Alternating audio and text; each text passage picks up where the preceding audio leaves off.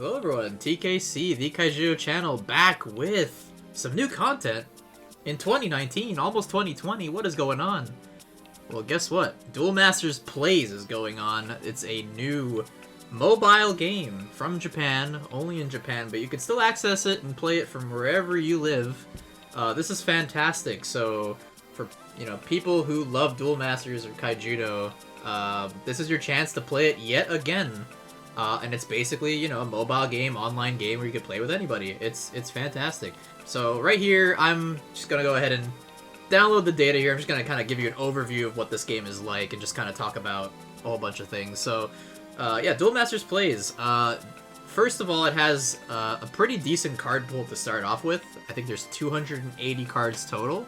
So it's like a way bigger base set than you're used to in Duel Masters or Kaijudo, where they're usually like only 120 cards or so. It's pretty nice. You'll be familiar with a lot of the cards if you played Duel Masters, and some of them you might be familiar with if you play Kaijudo as well, but not too many. Pretty decent card pool. You can make a lot of different decks that are all pretty strong right now. It's really quite interesting how many decks you can build. Also, another interesting thing about the game is that they buffed and nerfed a lot of cards, and they chose to purposely exclude and include certain cards to kind of shake up the format. Make the meta a little bit more interesting, remove a lot of the trouble cards, or, nerf the trouble cards, buff some cards that can use a buff. It's pretty nice. It's definitely a nice change of pace, and I'm excited to see where they're headed with it. So once your card data is all downloaded and ready to go, you get introduced to this tutorial over here. You get a little question mark, and wait for it. Oh look, it's a new character. This is Lupico. This is effectively a humanized version of Coco Lupia from Duel Masters, the 3-mana Firebird that decreases the cost of your dragons by 2. So she'll just introduce you to the world of Duel Masters Plays. Yeah, she's just basically here to introduce herself and ask you if you want to learn Duel Masters and get a tutorial. So then you get asked, do you want a quick explanation for people who've already played the game, or a 15-minute one to explain the rules from start to finish?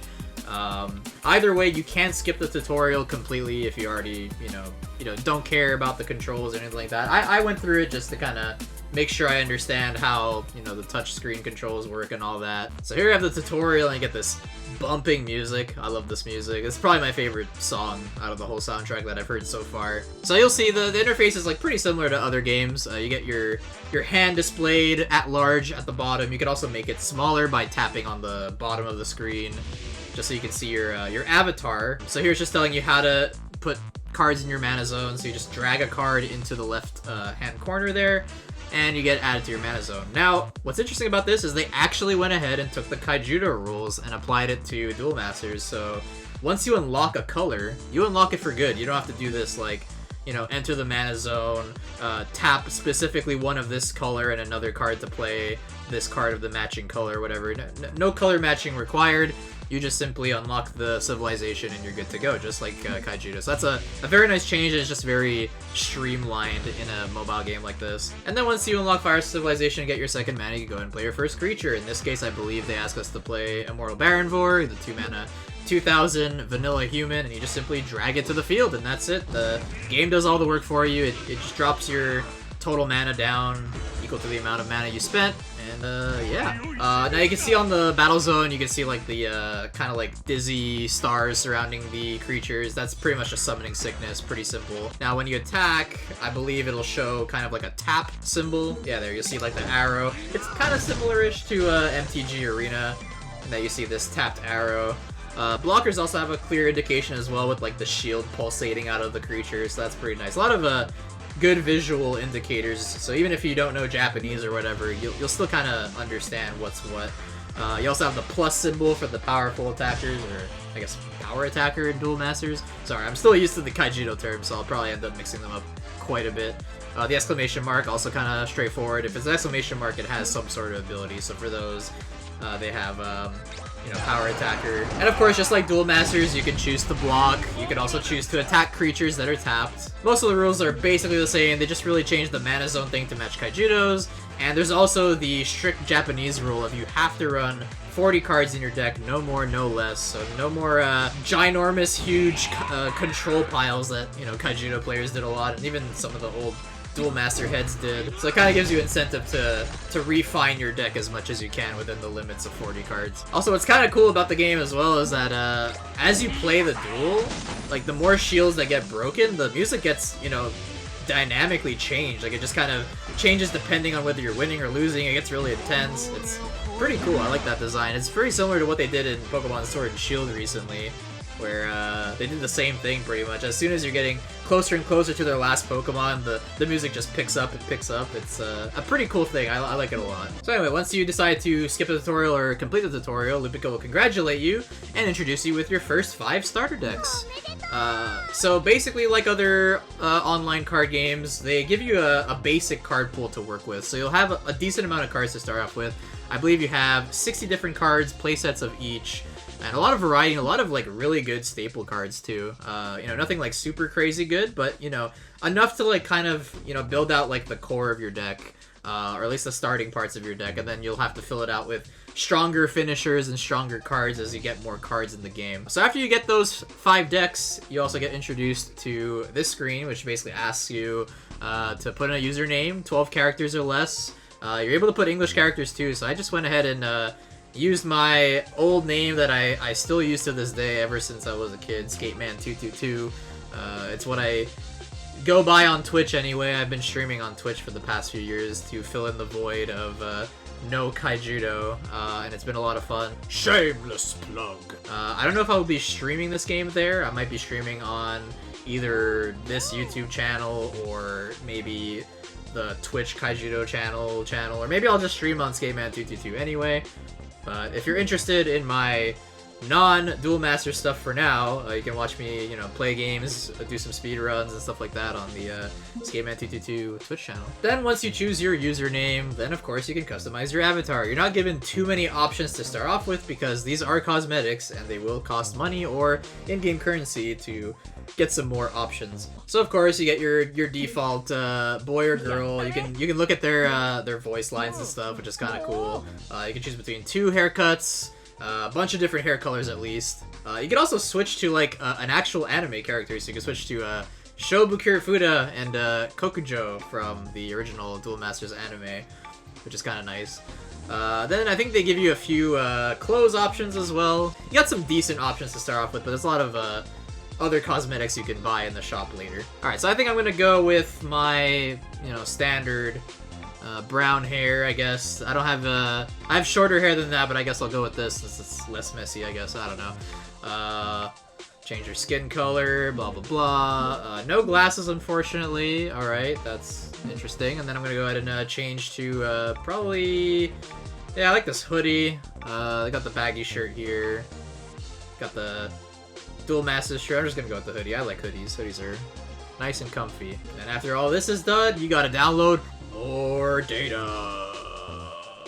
289 megabytes, whoa! And from now on, every time you log in, every day, you get a few bonuses. So I believe there's a login bonus, and then like I guess like a streak bonus or something like that, or maybe just kind of like an event every time you log in within this period, you get this bonus thing.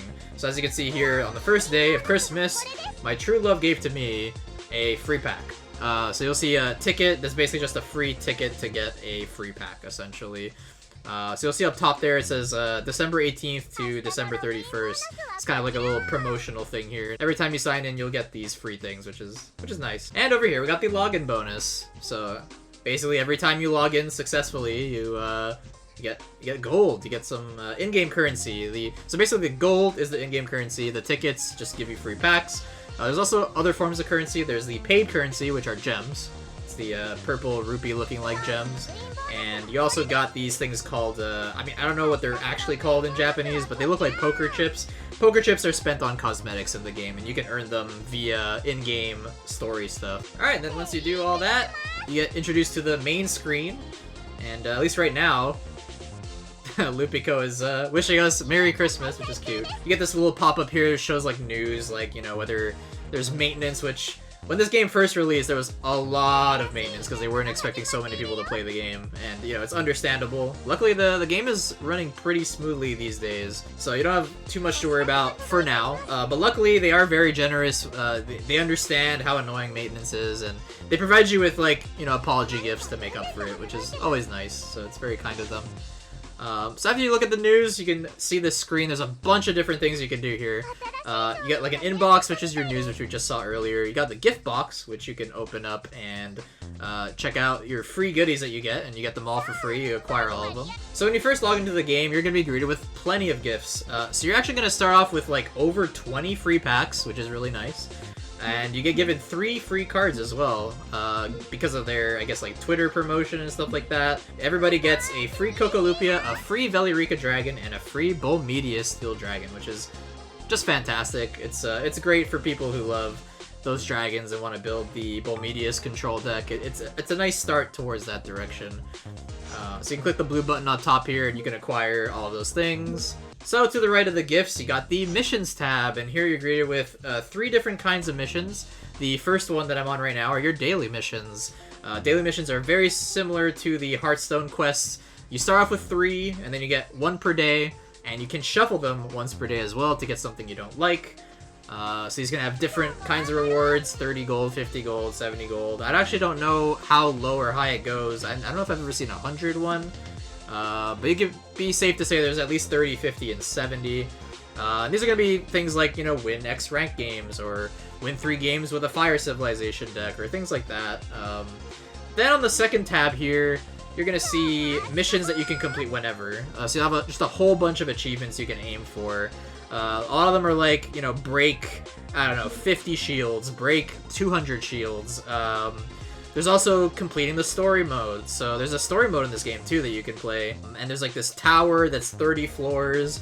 So there's a lot of them that say if you complete the 30 floors, you get these rewards. I think you get the 2 bottom ones right here. You get 100 gold, you get a title. There's also like completing them 100%. So each floor has like submissions, and if you complete all of those submissions and all 30 floors, all submissions, you get a bunch of other cool prizes. And there's a whole bunch of stuff like this. I think even here there's also like win X amount of rank games. I think at some point it's like win, I think like 5 rank games with a Fire Civilization deck and stuff like that. So there's just plenty of ways to get in-game currency to start off with, which is really nice. Now the last group here, I believe these are event missions. So these missions are not going to last the whole time. They're going to last until the date on the right side. So it looks like these last until the end of the year. So I think there's just a bunch of different quests you can get here.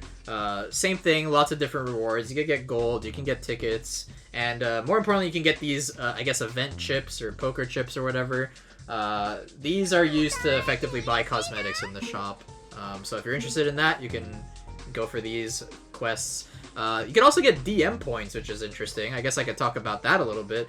DM points are effectively Hearthstone dust, if you're familiar with that. So you can disenchant cards to get DM points, and then use those DM points to craft new cards. So I think a lot of people were concerned about that going into this game. Like, oh no, it's a mobile game. They're going to want to get every bit of their money that you can get. But you can still kind of get through this free to play thanks to the DM point system. So you just kind of disenchant a lot of cards that you feel like you'll never use, and then spend those DM points on actual good cards and flesh out your decks. And then to the right of that, you got the Friends tab. So I don't have any friends right now, which is very sad, but that'll probably change eventually.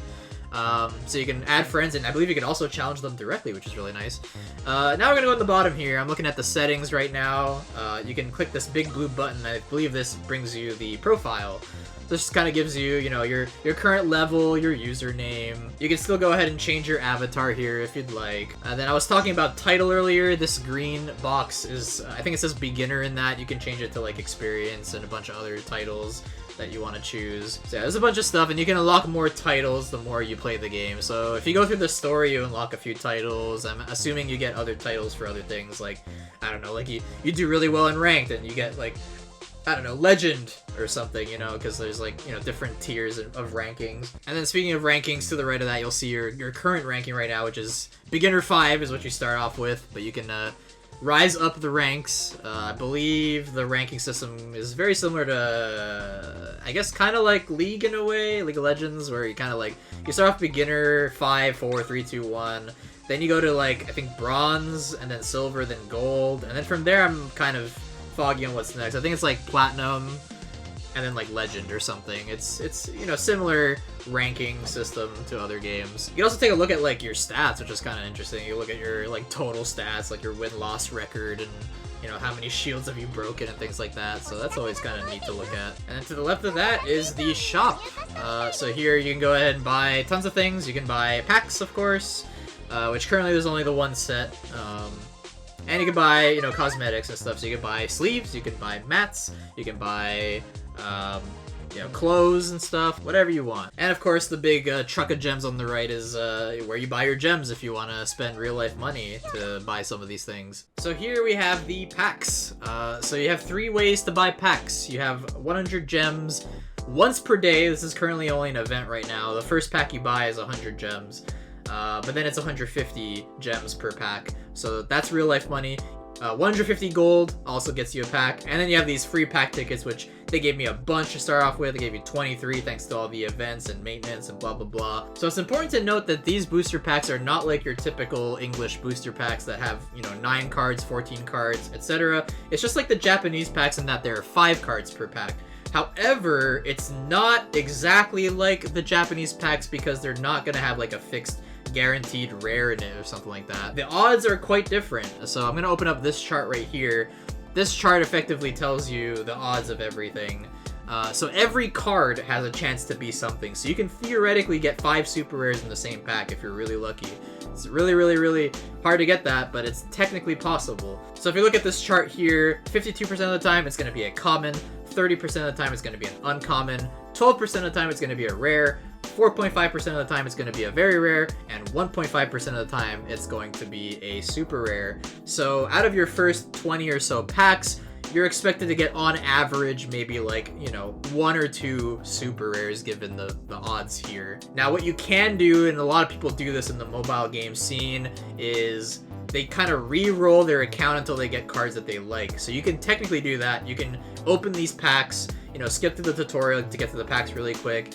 Open the 23 packs, see what you get. Hopefully you get at least 3 or 4 super rares, and they're like really good ones that you want for your decks. And if they're not the ones you want, then you would simply just uninstall the app and then reinstall it, and then you would try again. And you can do that over and over again. It takes like, you know, maybe 5 minutes, maybe less than 5 minutes to do that. So if you have the patience and, you know, your morals are okay with re-rolling, you can go ahead and do that. I personally didn't. I'm just gonna go ahead and open these packs, hope for the best, and you'll see that pack opening shortly on this channel. I already opened the packs. I'm not going to spoil what's inside, but if you want to see what I pulled, you can check out the video in the description, or maybe as a annotation floating around somewhere in this video. Hopefully you enjoyed this little introduction to a lot of the features in this mobile game. There are some features I did not cover yet, which I'll probably cover in future videos. So hopefully you enjoyed this. Thank you for watching, and stay awesome, guys. This is TKC, The Kaijudo Channel, signing off. Take care.